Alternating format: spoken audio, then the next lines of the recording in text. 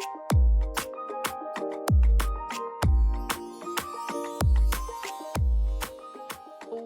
to the Luxe Leap. My name is Reland Logan, and we chat about women consultants making big moves, big wins, and the secrets to extraordinary branding. So everybody, I have a question. Are you ready to explore the depths of your mind and unlock transformative healing? Meet Jessica Tracy, a certified Jungian coach and the visionary CEO and founder of the Sage Collective. With her unique approach to transformational coaching, Jessica blends the timeless wisdom of Carl Jung's psychological principles with cutting-edge neuroplasticity techniques and modern coaching tools, crafting a pathway to deep, lasting change. At the Sage Collective, Jessica leads the way in strategic advisory for groundbreaking mental health solutions, including psychedelic-assisted psychotherapy and mindfulness. She is at the forefront of pioneering insurance coverage for psychedelic medicine and partners with the health systems to integrate these transformative therapies into their service lines and clinical research. With nearly 2 decades of professional experience in corporate consulting, business development, and as a CEO, Jessica brings not only her extensive professional acumen, but also a profound depth of personal insight into healing and transformation. Her journey is not just about leading a business, but about pioneering new ways to support holistic wellness and mental health.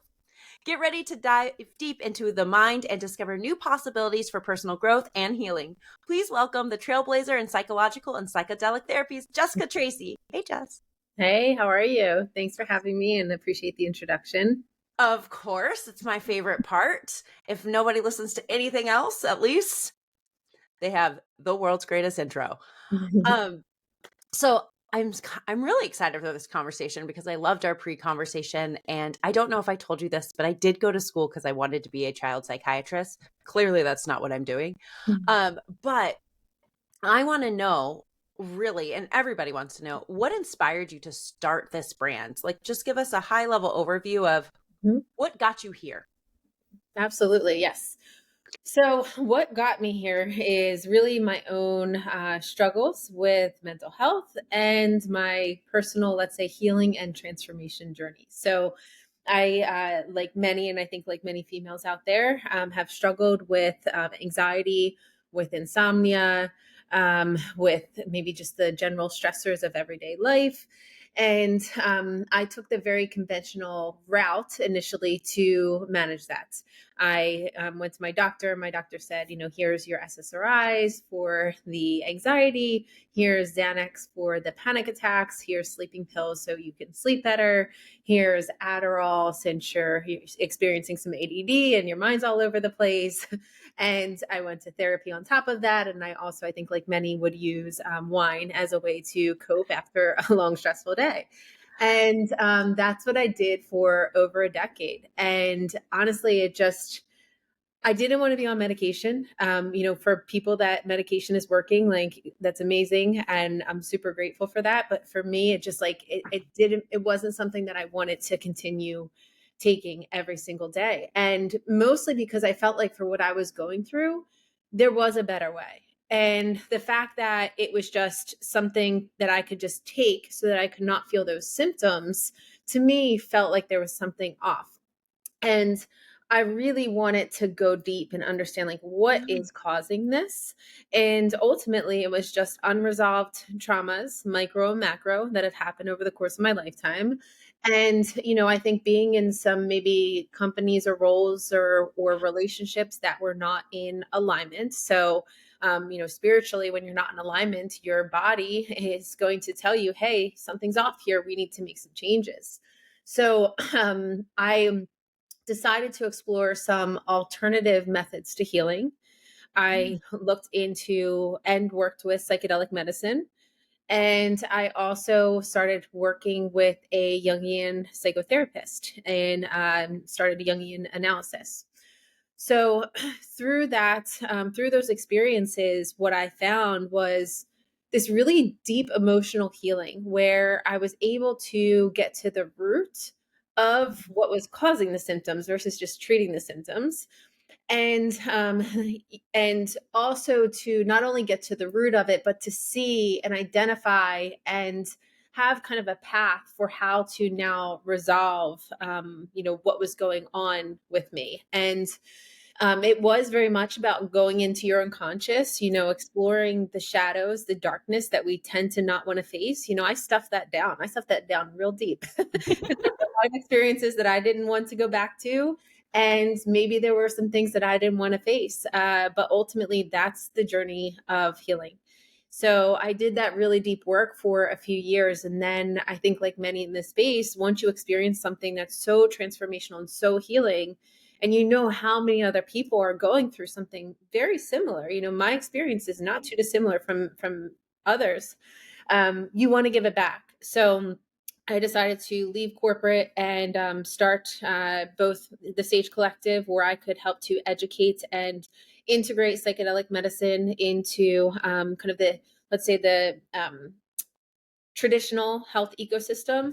And then I started my coaching practice so that I could offer Jungian psychology and Jungian modalities back to individuals. Because for me, it was just totally transformational. And it was a way where I could work with individuals, because that was really important to me, as well as kind of moving the needle in the corporate world. I love the blend of, well, I probably love the hardest part of your story, which is the part nobody ever wants to face again 100 times over. But I love the pinnacle of the hardest part of your story when we were talking offline of, you really on paper had it all, right? Like, you were making high six figures, sometimes seven figures, like you were doing the damn thing. And I don't know that, it's like you said, it's hard to face the darkest parts of you. I've had to do it too, where a job completely put me in the hospital, just wigging out, for a lack of a better term, and not understanding that it was everything that I was shoving down, and then like compacting it like it was in a garbage truck, and like putting more on it and compacting it. And let's see if we can get it into a cube until it disappears. It's not how it works, only in cartoons. So when you think back to those moments in time, and you think back to the coaching and where your business is today, what was the most pivotal point in your brand's journey that really defined how you came to this intersection of having this merge with corporate and modern day health practices? Yeah, a great question. So perhaps it's helping individuals like myself that were in this role, that whether it was my own doing or maybe the work environment was to some extent toxic. I think of a lot of it was probably due to the amount of pressure that I put on myself, and the perfectionism that I was dealing with, and the shoulds and shouldn'ts that we've all kind of all been ingrained into our minds as we grew up, and this external validation that I think we all very much do, maybe unknowingly many times, is that we still kind of rely on that external validation, and that's generally often just due to how we were brought up. So it was really important to me to still stay somewhat engaged in bringing these modalities into the corporate world. I think that that's where many people struggle, and where many people experience a lot of the challenges and the hardships, or maybe that's where they're escaping some of the challenges and the hardships. So for me, it's a place where I think this work is really needed. These alternative modalities, they're not really alternative, they're very ancient, but I'll call them alternative modalities, are really needed. And I just saw it as a place where, one, I could reach a lot of people that potentially were going through some of the same challenges that I was. Perhaps maybe some of those work environments, or the struggles were caused by those work environments. And also, two, it's a way to hopefully maybe make a greater shift in a more scalable way, right? Because you're reaching more people, especially if I'm working with executives, to help individuals understand like these new ways of thinking, being, doing, through some of these alternative approaches. I think that there's a greater ripple effect, and you can have a more positive impact that way. So, as much as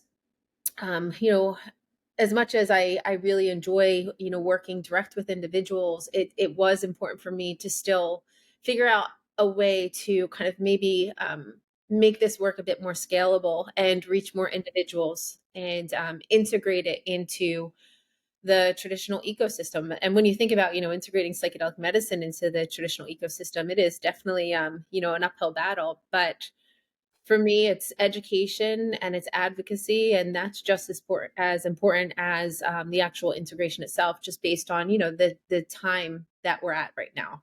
We're still obviously, I think a bit early on.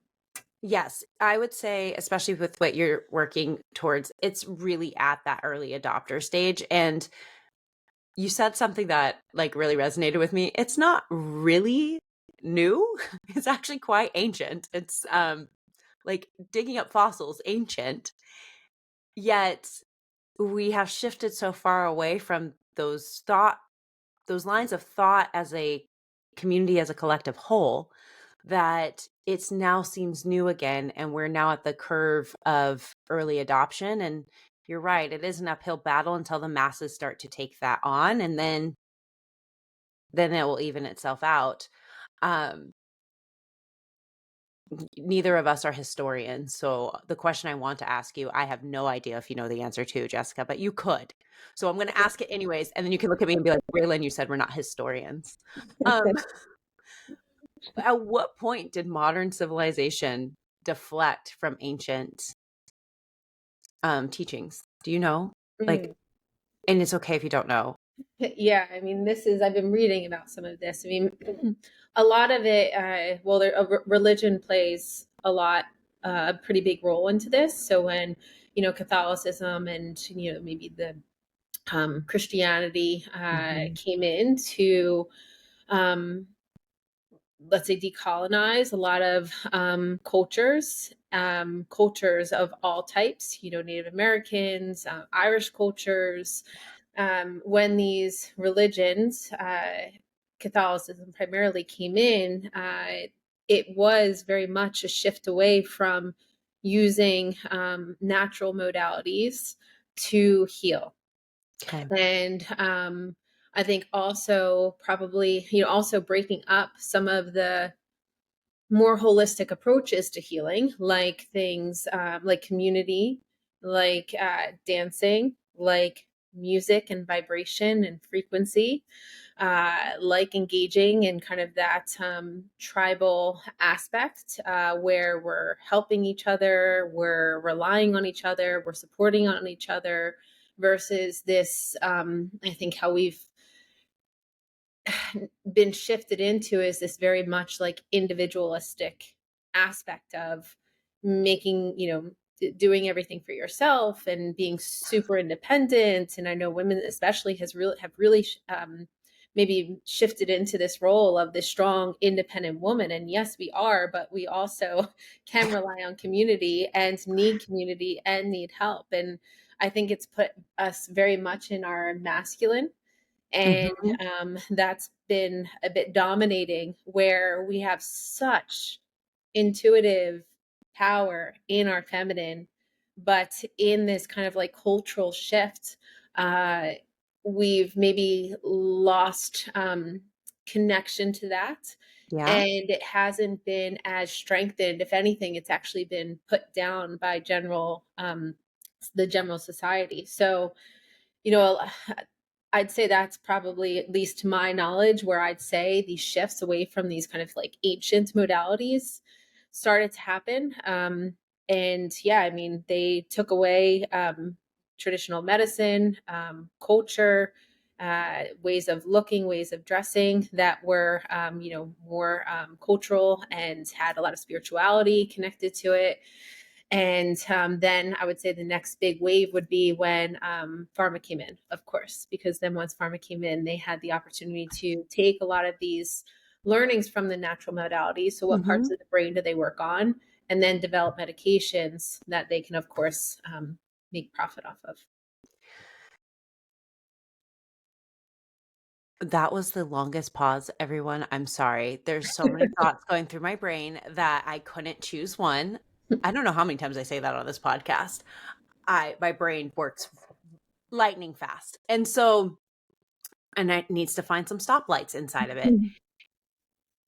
I will agree with you. Like, if I had to answer the question without reading about it, I would have said the exact same point in time.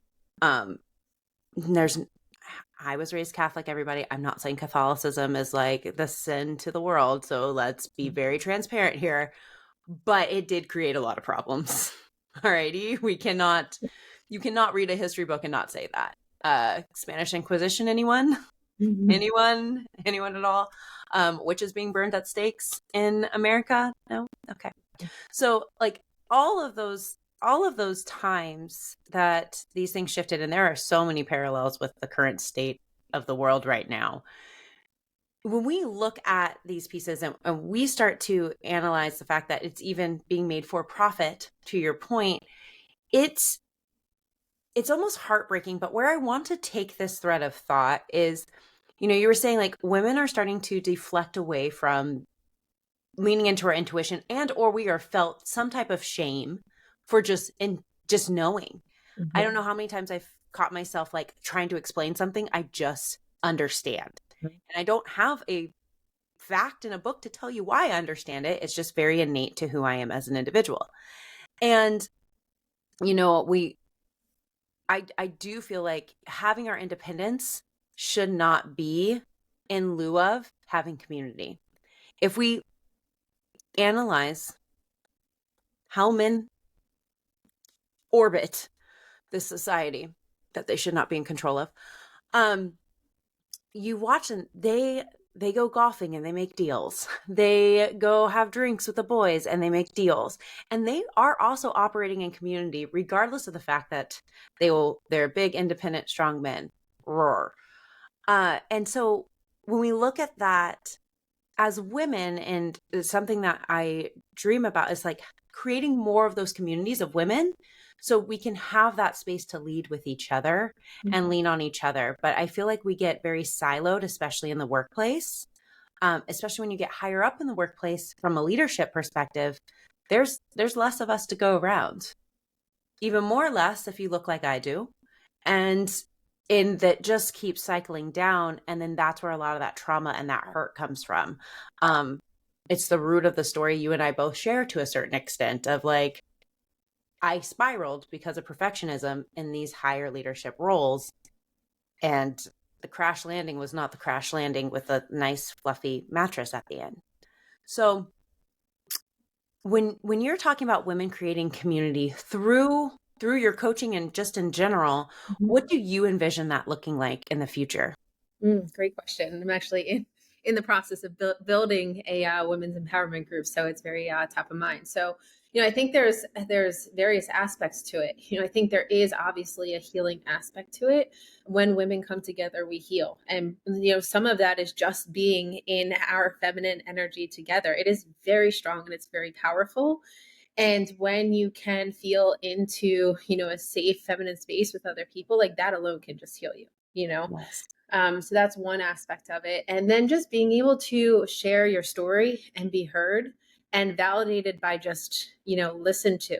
I think oftentimes when we express, just like you said, we're expressing our knowings. Oftentimes that's like, well, where did that come from? What data point, what research, what book? And sometimes it is just an innate knowing that we have. And, I think we are very intuitive too into how we process trauma, process experiences, and sometimes to move through that in an effective way, we just need to voice it and express it and allow it to be seen, heard, and validated. And that's it. So having a space for women to come together and just kind of talk about what's going on. But then beyond that, like once we kind of lay everything out on the table and say, okay, like what's going on? What are the shadows here? Then how do we use that to start like having this massive transformation? So really focused on like empowering individuals forward based on, where we're all at. And I think that there's, many different ways to do that. I think it is a balance of, working through our mind, so what are these limiting beliefs that we carry? What are these narratives that we're telling ourselves? What are like I said earlier, the shoulds and shouldn'ts that we still carry? What are the fears that we carry? So like, what are these shadows that we have like deeply ingrained in our system that causes us fear and anxiety anytime we really want to step into our own? Like, that's a Yeah. very real thing, and I think there's also fear around knowing how powerful we truly are. And that probably dates back to, some of the stuff that you mentioned around women being burned on the stake for being very powerful. In Ireland, they came and women owned a lot of land. They came and took it all away from them, took away goddess and made them nuns under, the male hierarchy. So lots of I think ancestral and just kind of like old wounds that we carry within Yeah. our DNA. And then it's not only the unconscious mind, but once we kind of like bring that forth and see it, then we have to face it. And I think by facing it, there's trauma that's stored in the body and in our energetic system that needs to be addressed. Yeah. And I think that means moving together, whether that be dancing or just like kind of general, kind of like shaking physiologically, getting all of the stored gunk out of our system. Our bodies are still like animal bodies, right? We have this Mhm. mind, but the body still needs to process trauma physiologically that is stored, and we don't do that. We just stuff it down and we say we're good, we're strong, we're going to move on. We don't need to worry about that because we're strong women. And we do need to address it, we do need to shake it out, we do need to move it in, because it very much gets stored not only in our energetic body but in our physical organs, and that can cause a lot of other issues, disease, and so forth. So I think it's this combination of, addressing the mind, addressing the body, the energetic system, but in that way of community. So, like I said, movement, whether it's maybe singing, chanting, dancing, playing music together, I think they're really powerful ways. And when I think about like, can we take something like that aspect of community and bring it into corporate? Maybe it has a different type of, a slightly different look, but I think it is still this aspect of bringing women together and being very open and honest and vulnerable in a safe space, and then figure out, okay, well, what do you need, what do we need to move this stored energy and these old thought processes out of our physical system? How do we get it out, and how do we move, and then now how do we embody this new version of us that is ready to come forth now that we've kind of created space for new? Oh my gosh, I love that. And the first thing that popped into my mind, you've said it a few times. I'm like, oh yeah, that's probably why I'm still on a dance team at the age of 35. And I was thinking about this the other day. I'm going to actually go back further than what I was thinking.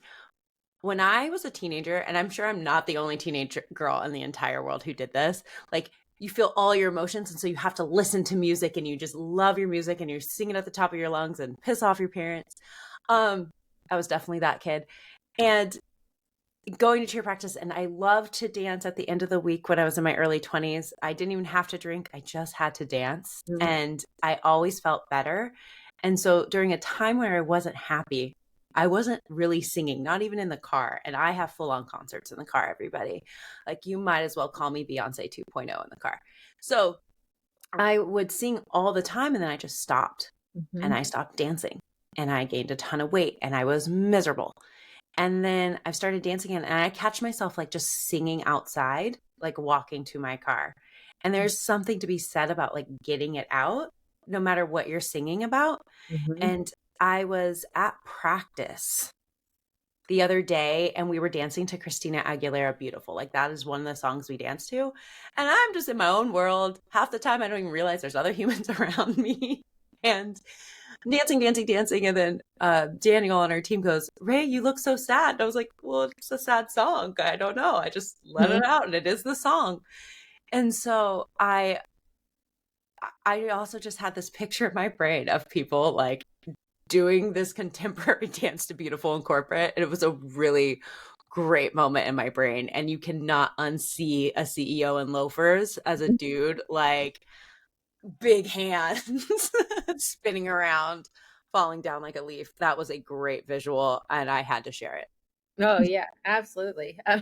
Well, I love that you're on a dance team, and I wish we were in the same area, because I've been looking for a dance team or just a dance group that I can regularly go dance with, because it's so important. And I grew up dancing as well, and same thing. It was just like such not only like this expression of the emotions that are stored in, but like an expression of the feminine, an expression of the sensuality that again needs to come out and be expressed through the physical body. So I love that. Um, yeah, and then to be able to take something like this into corporate, I think it could be a really beautiful thing. My partner and I do drum circles, so like, I think that's kind of like phase one, is to get people drumming, and then from there, perhaps maybe somebody might want to move around a little bit. I really think you should just move to Oregon. It feels like you just belong here, where we just like go for a hike, go to a cave, and have a sound bath. Like you really should just like come on over. I think so. I think so. Oh my goodness. Yeah, could you imagine? Like just drum circles, like big, just the equivalent of what a native powwow like looks like. They're so much fun, by the way. Mhm. Like it would just be better. I don't know what else to say other than it would just be Yeah, there's a lot of science to support drum circles as well. I think we'll just, and we work with a master djembe yeah, teacher, and we asked him, when you think about your culture and your tribe and playing the djembe, what is it? What does it give? What is the purpose of it for your yeah. culture? And it was just happiness, pure happiness. And I think that that's what many of us are lacking, is this ability to just kind of like tap into joy and happiness. Like everything is so stressful and there's so much going on, and the news is so terrible to watch. Depressing. Yes. And, work can be challenging and stressful as well. And everyone has their own family dynamic. So to be able to just engage in a community circle where you can um, drum, play other instruments, sing, dance, I think there's a lot of power there. So yeah, again, bringing something like that into, let's say, a corporate team building event where everyone gets a drum and we don't need to talk. We are just drumming and connecting through the rhythm of the music. And that's also getting a lot of stress out of the physical body as well. So there's benefits there.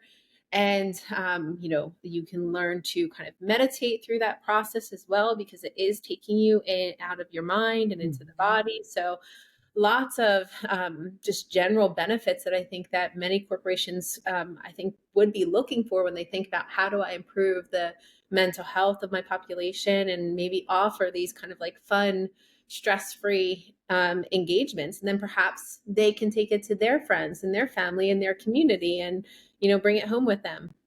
Just be, I don't know, free. Just Yeah. free. And Yeah. watch a little kid, y'all. They'll dance for no reason in the middle of the grocery store. Yeah. They're happy. And when you were saying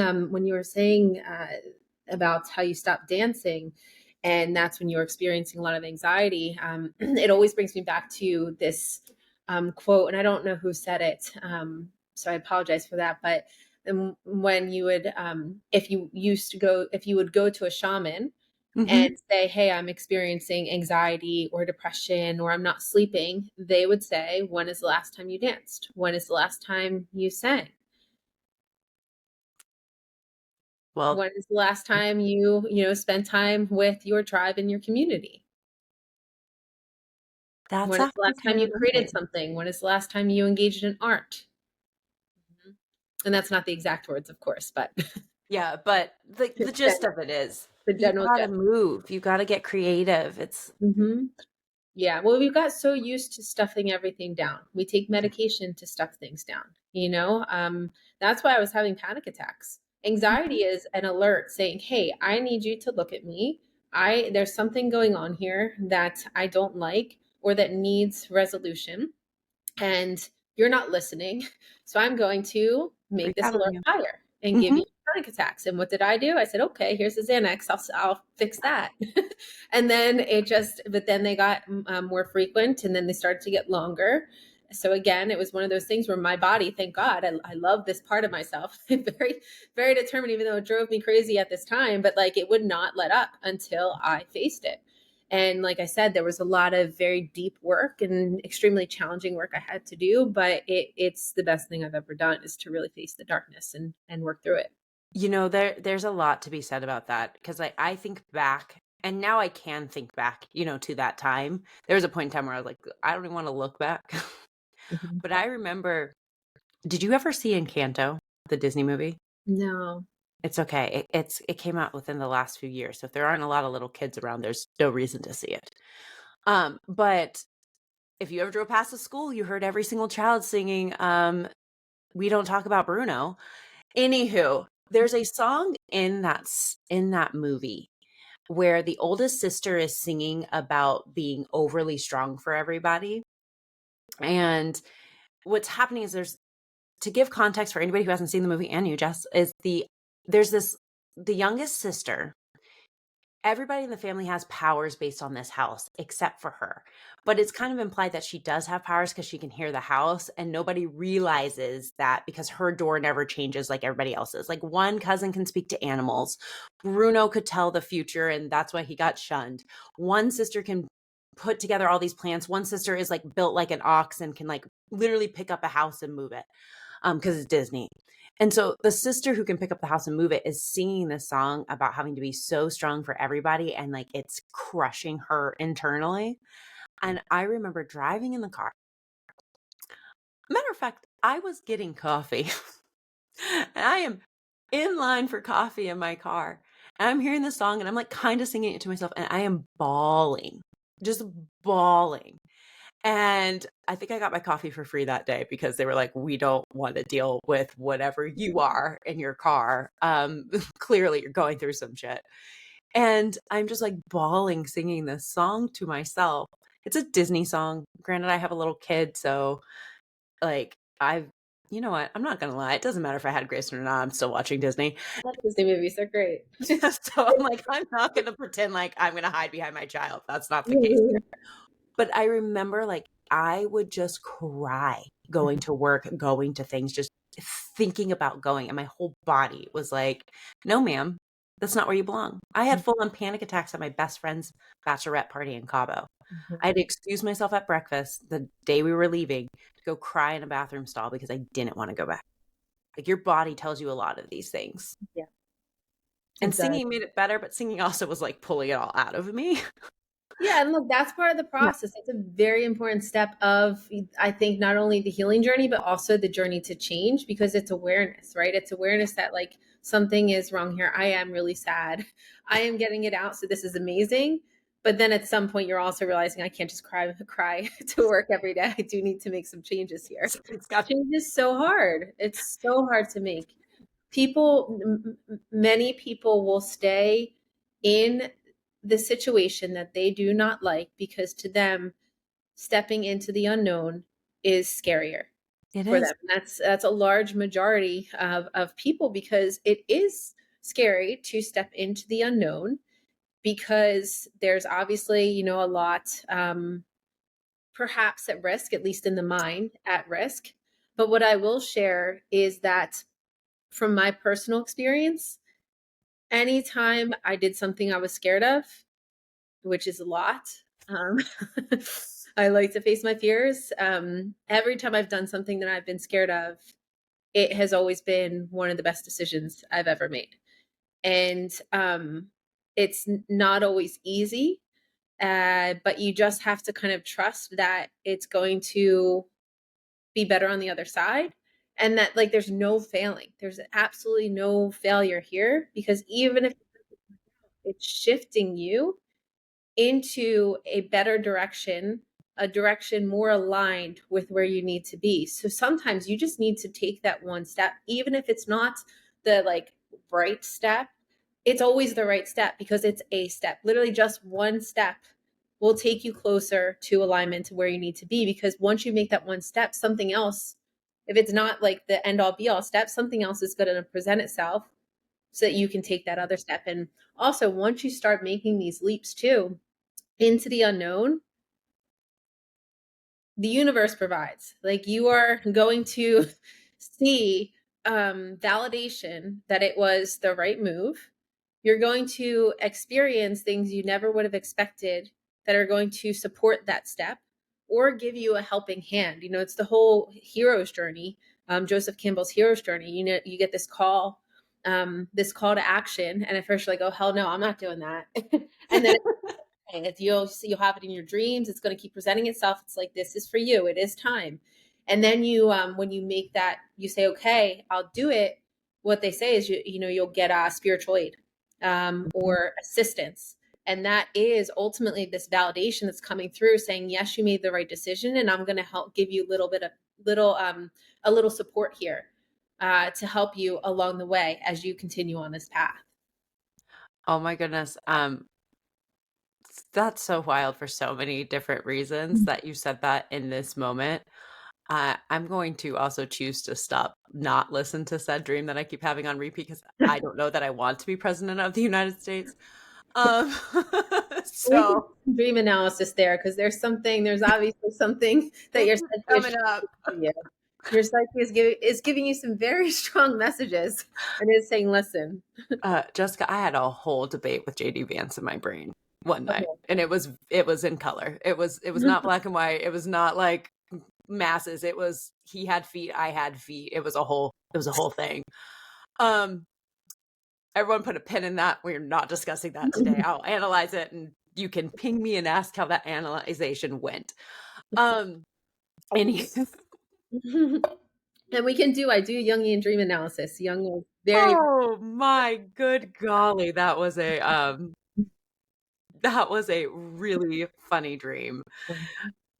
But Samantha, whose podcast I recorded before yours, when we got off, this podcast for me is also in the very similar vein to what you were saying of like, if you keep getting pushed, you do this scary thing. I know I've chatted about this before on here. It was very scary for me to send out the first 50 invites.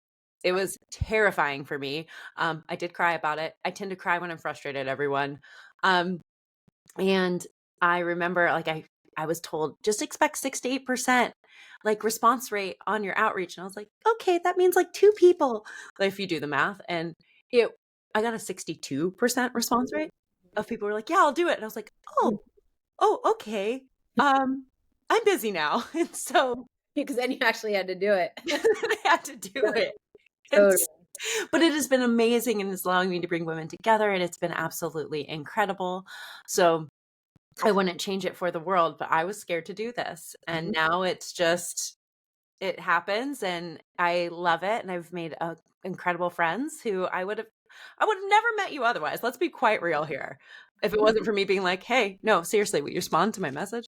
Yeah, no, I appreciate it. I'm grateful for it. And kudos to you, and congrats to you, because it's not an easy thing to, I think, one, put yourself out there, but two, to manage all of the logistics. So that is a lot of work. And, I'm on the flip side. I actually was someone who was always scared to go on podcast and scared to, yes. Yeah, it is.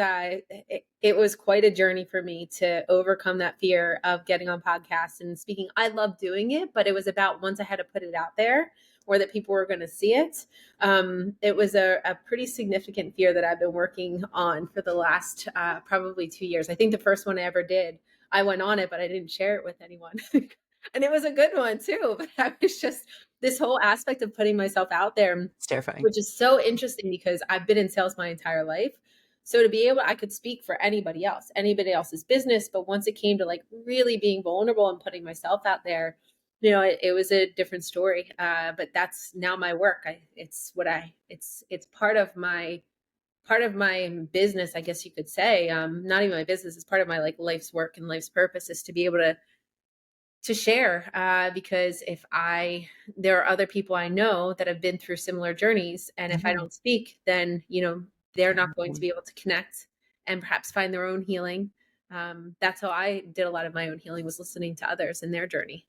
That's well, thank you. I didn't know that. See, look, we learned something new about each other. I also am now starting to come to the conclusion that many women who have been in sales, myself included, have a hard time after that point putting themselves out there. We should analyze that too. Everybody, maybe we just need like 5 episodes of Réland and Jessica analyzing why these things happen. I gotta love it. Okay, I'm gonna shift gears real quick, because otherwise I could keep you here for 5 hours. I really could.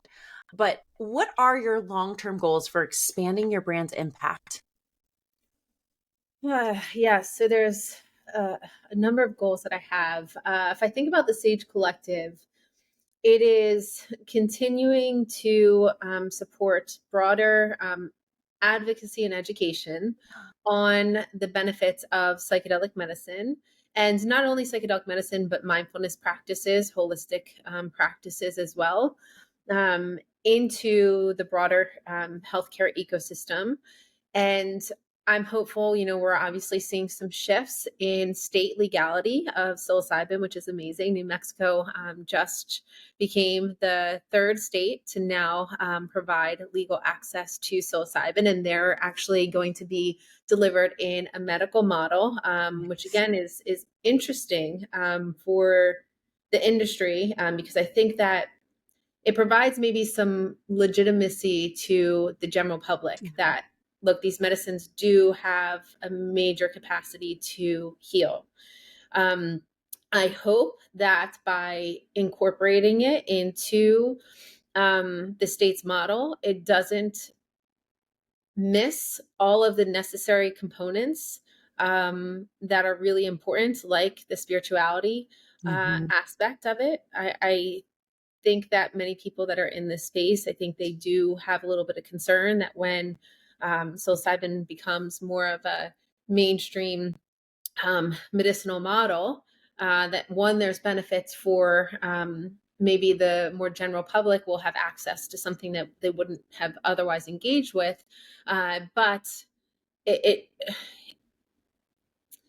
there could be concerns that it may lose some of the necessary components of the container when delivering these medicines, of the medicine itself. So this is natural psilocybin that was approved, so that's amazing. And just really making sure that I think it maintains, some of the kind of ancient modalities that these medicines bring. I think that that's really important, that it's not just this medical clinical model that loses a lot of the necessary components. Yeah, it's only one piece of the puzzle. It's Right. not the final piece to the puzzle. Exactly, exactly. And then, so continuing, down that path and creating not only the education, the advocacy, but also access. Yeah. So with one of my clients, we actually have built a medical tourism model so that employers and unions can send their employees to the states where these medicines are legal, and they can cover the cost of the travel and the facilitation and integration, not the medicine itself, but the facilitation and integration, and screenings, of course, for the medicine. So that's something that I'm having conversations with Yeah. employers, with unions, and there's lots of interest there. So I think pretty soon we'll have some partners that are doing that. So that would be, first of its kind, and that's something I'm really proud of and excited for. And then on the coaching front, it's really, I think, just finding ways to reach more individuals. In I love doing the individual coaching work. It's really rewarding just seeing the transformation that happens literally in just one session. But what I would like to move forward with too is bringing that into this like community aspect. And, I'm starting to kind of form these workshops. And as I mentioned with a friend, I'm building out this women's empowerment group. But bringing this kind of modality of Jungian coaching into these group settings, I think can be super, super powerful.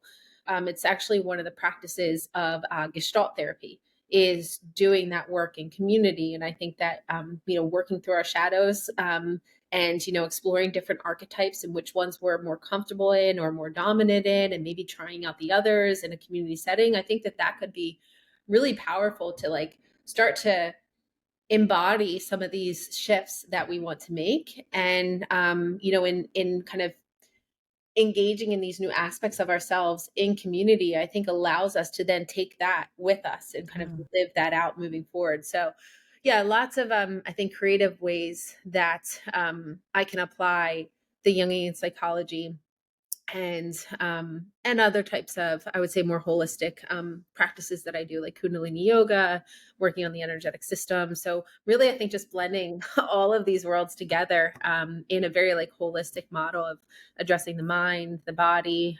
spirituality, your energetics, and then ideally taking that into the corporate world too. That's just amazing. Like just making it one huge ecosystem to just honestly rewire the way we live. Yeah. Um, in both modern and ancient times, like making that one whole thing. That is incredible. And I'm excited. Mhm. It made me want to go do yoga with you. I'm not gonna lie. Yeah, Um, and I think too, sorry to yeah, add what we're keep saying, going. but like just I think all of this is very much intertwined, right? And starting to maybe even some of the visions that I have are these retreats where whether it's groups of women or groups of executives can come together and start to engage in these alternative healing modalities and these community settings where we can tap into drumming and dancing and movement and kundalini yoga and all of these practices that are not familiar to others, but of course, we know to be highly, highly effective and I think super transformational. So that's something else I'm excited for. Oh my goodness. I just had a brand idea for you that I will you've got to meet Mina, who has an episode like I don't even know how many before you, but she's a videographer, and I just had a really brilliant idea. So like we're gonna hold a pin in that, and we're gonna talk about it as soon as we wrap this show up. Sorry, everybody, you don't get to hear about it, but it's gonna be great. Okay, so last two questions for you. So these are the power questions. I love them because it just brings fun to the end of a really incredible show and has nothing to do with what we talked about. So, what does a day Don't know what these are. don't worry, I never sent them to you. Okay. What does a day living a luxurious life look like for you? Living a luxurious life. Mm-hmm. Oh man, that would include being in the woods. Wandering through the woods, sitting by a stream, having a cottage to go to that is just full of flowers and plants and um, really nourishing teas and foods, healthy foods, fire. Um, I would say then maybe having some people that I love come in and out of the space as well. My Pomeranian will absolutely be there with me for sure. And I think just exploring and being able to just go explore nature, explore myself, what I learn about myself as I'm walking freely, unplanned through the woods. Um, I would say that. And then let's say perhaps at the end, if I could teleport, then go into another culture and be able to engage with that culture and learn from them and be able to bring back some of those teachings to my community. That's amazing. I Yeah. swear you started that by describing my backyard. Oh, wow. Um, yeah, I I I always joke that I'm the Lorax and I live with the trees. Because Very there's a legit forest cool. out my front door. Wow. So come Would on you? over. There's also a stream. Um, it's really pretty. So even though I live in the middle of the city, gotta love it. For anybody who doesn't know this, Portland is in the middle of a arboretum. So like right out my back door is a hiking trail and a stream, and you can like take it all the way up to the rose gardens and the Japanese gardens. And um our rose gardens are famous.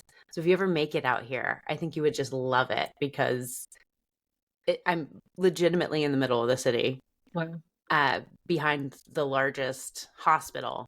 Mhm. But there is a full-on forest. To the right of me is a hospital, to the left of me is a forest, and that is it's almost like your dream state right there. You can like go do your work and then like turn around and go into the forest. It's Exactly. amazing. Yes. Um, we're gonna trade for a week and see how it goes. I'll never get my home back. I'm just kidding. So, in one word, what is your primary motivation in business?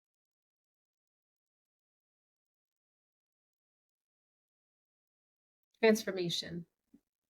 I love it. Why?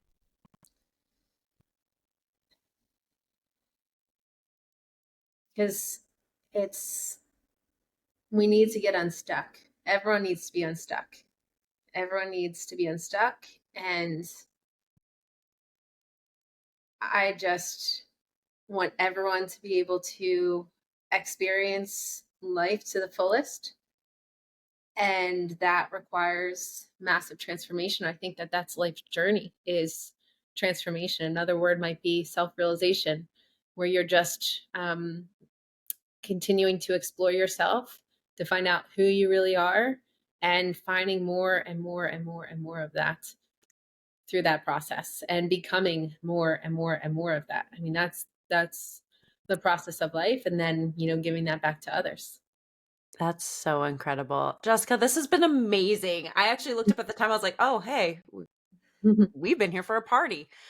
Everybody, I hope you absolutely love this. If you are just sitting here wondering how in the world you can connect with Jessica and have gone back to the show notes about 100 times, which her information will be in. But if you were as locked in as I was and didn't even realize time was a thing, Jessica, what's the best way they can get a hold of you? You can reach out to me via email. I have either email. You could use Jessica at thesagecollective.co, and that will go to my consulting business, The Sage Collective. And then my coaching email is Jessica. No, that's not true. My coaching email is hello at jessicathejungian.coach. And that obviously connects you to my coaching business. And my website there is jessicathe.jungian.coach. I love it. Mhm. Well, everyone, thank you so much for taking the time to sit and listening to us chat, talking about transformation, and really just finding another way that you too can make the Luxe leap out of whatever is holding you back. Um, as Jessica said earlier, it just takes one step. So have a beautiful day, and we'll chat with you all soon. Bye bye. Hi, thanks.